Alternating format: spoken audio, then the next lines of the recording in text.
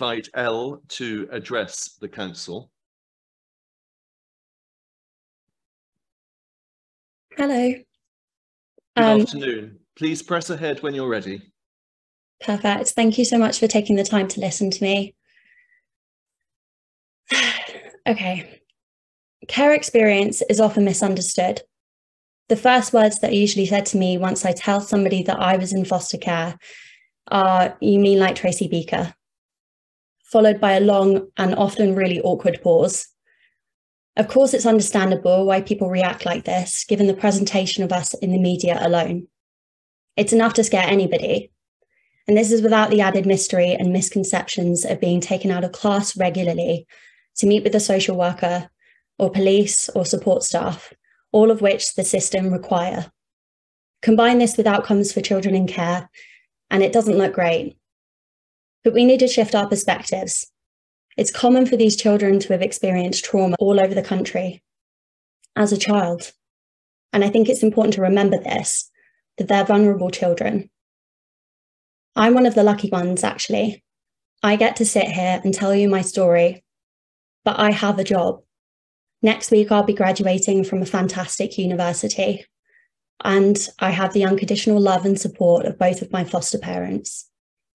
I'm often told I made it out, but every day I struggle with the label of being in care. I face decisions none of my peers face.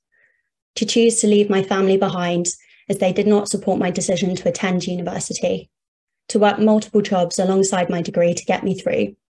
To even get to university, I had to car hop to attend open days, which already made me feel like I didn't belong.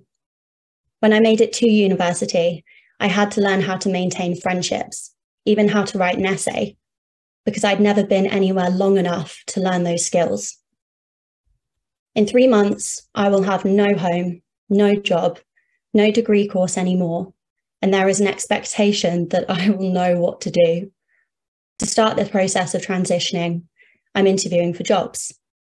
I, of course, value the work that I do with children in care, and as a result, my CV reflects this, because of my work with fostering charities, my roles outside of university, and of course, my own background. But this isn't shared by employers. When employers find out about my care experience, I often have questions about what that means. Funnily enough, they don't like to hear that you were abused and traumatized as a child and put into a dumping ground filled with other vulnerable children.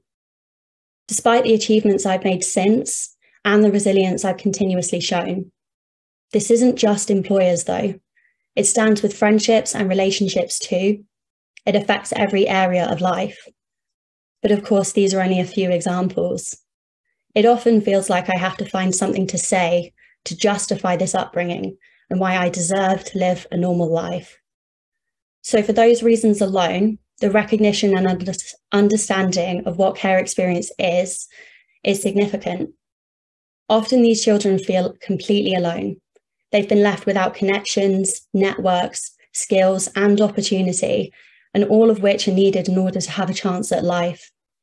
Policy such as this is the only way for this to begin to change.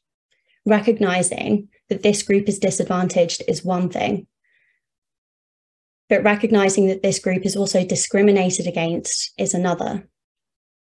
Whilst we cannot undo the disadvantage and we cannot take away the trauma, we can ensure that these children are considered and prevented from further discrimination when it comes to policy and decision making, which is a positive start. And it's a wonder that this action has not been taken already.